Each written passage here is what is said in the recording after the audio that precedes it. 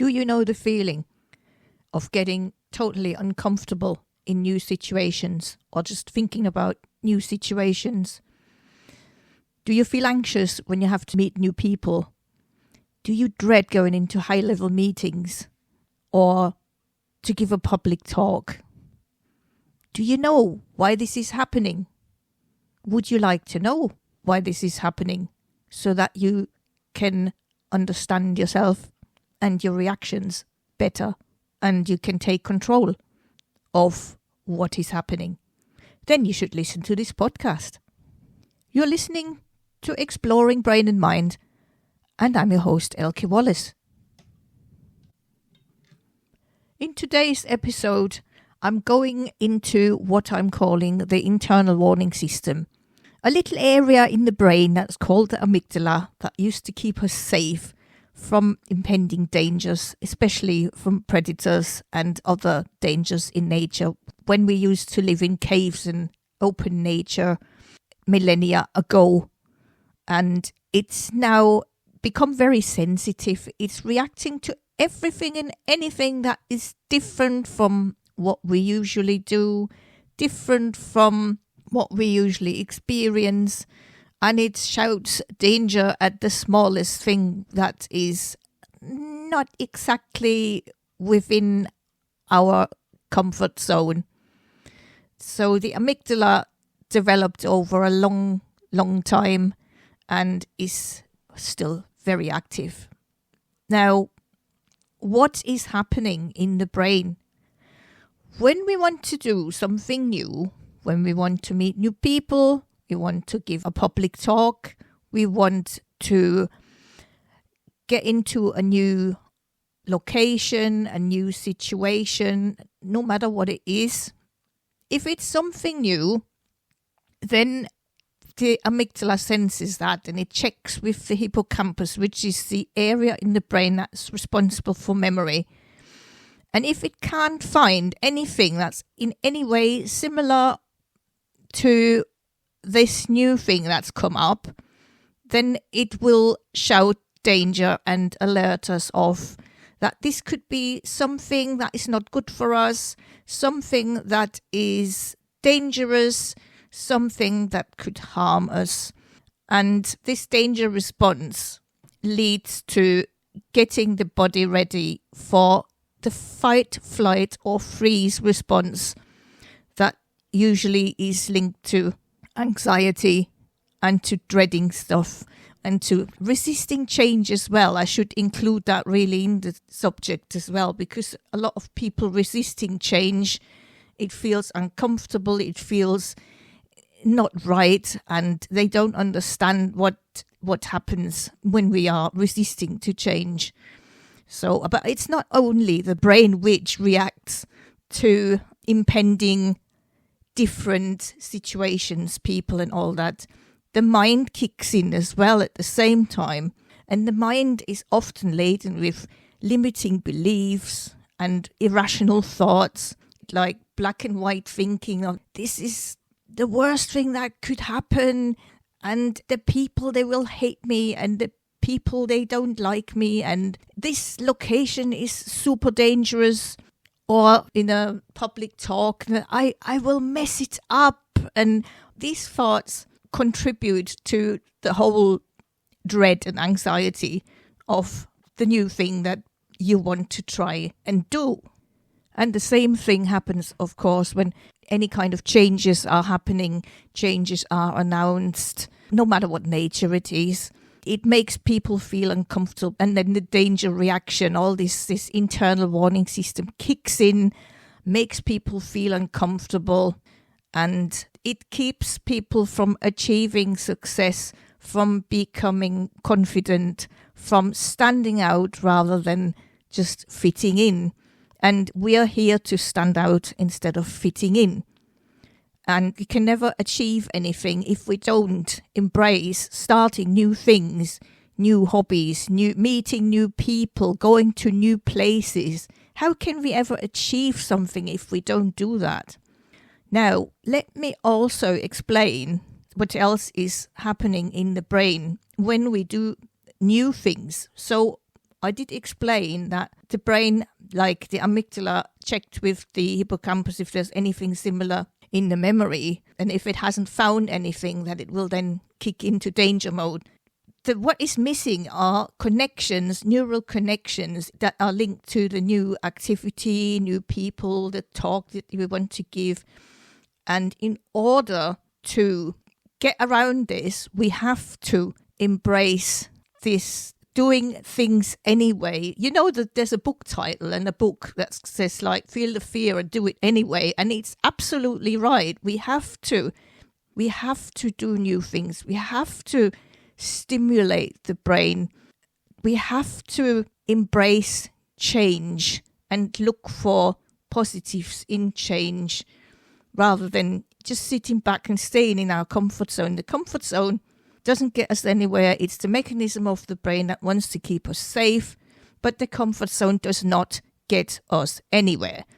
We have to do the new activity, meet the new people, give that talk, and in order to start creating the new connections, the new neural connections in the brain that is connected with the new activity, new people, so that the more often we do it, and that is necessary to do it again and again and again in order to establish a proper neural connection or cluster of connections linked to said activity, people, or whatever it is that is needed. The established new connection or cluster of connections is needed.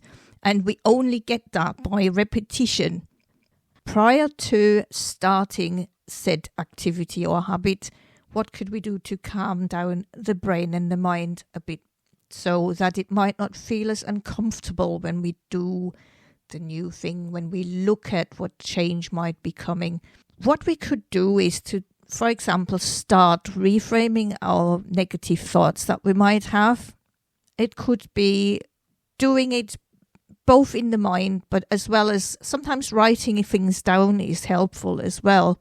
So you write down your negative thoughts that you have about, let's say, giving the public talk. So you might have a thought of, they're hating what I've got to say. So you reframe that and write down, they're going to love what I have to say. Or the other negative thought could be, I'm going to mess it up. And your positive thought could be, I'm only human. It happens to everyone, even the most prolific speakers. That could be an opposing thought. So doing that could help. Then there's another way of combating the catastrophizing or the black and white thinking that you might have. It goes in line with what I just said, like noting down the negative thought and reframing it into a more positive, more realistic thought. And there's another one about catastrophizing, is what is the worst thing that can happen and how likely it is to happen, so you can scale that. If you think you're messing up your talk, how likely is it to mess up your talk? And in line with maybe another positive thought, you noted down thinking of how likely it is that even the prolific speakers make a mess sometimes within their talk or get stuck. So it's worth doing exercises like that to combat that kind of thinking. Then there is also the possibility of, before you go into a new situation or so, then you do some breath work, take a few deep breaths. Also, when you're on the way to giving your talk or meeting the new people, it really can calm the mind down a lot, and it calms the brain down a lot if you take deep breaths. That helps as well. You could do meditation prior to going into the new situation, to just sit still for a few minutes, to ground yourself wherever you are and to get the mind to calm down and get ready for whatever you have to do. Of course, I forgot to mention the limiting beliefs again.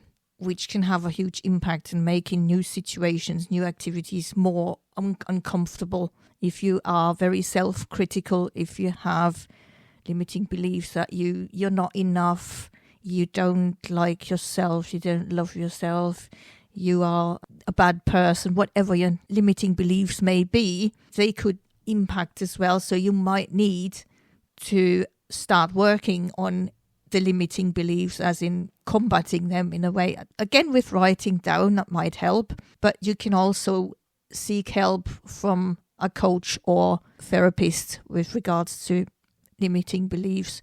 NLP is always a very good way to work on limiting beliefs and to get rid of them really, really quickly.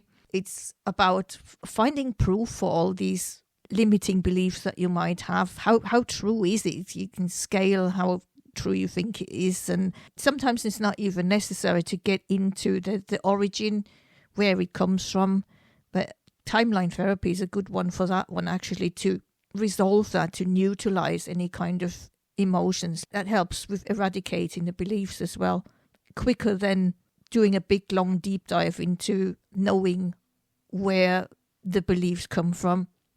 Yes, it's both reframing the thoughts, working on limiting beliefs, then doing breathing exercises or taking deep breaths, doing different breathing techniques, and a bit of research sometimes. All these things should help you approach new situations a bit more calmly, and keep in mind that the brain needs to have that stimulation. It needs the new situations, the new people, to establish the new neural connections so that it feels more comfortable doing these things in the future. Keep up the repetition.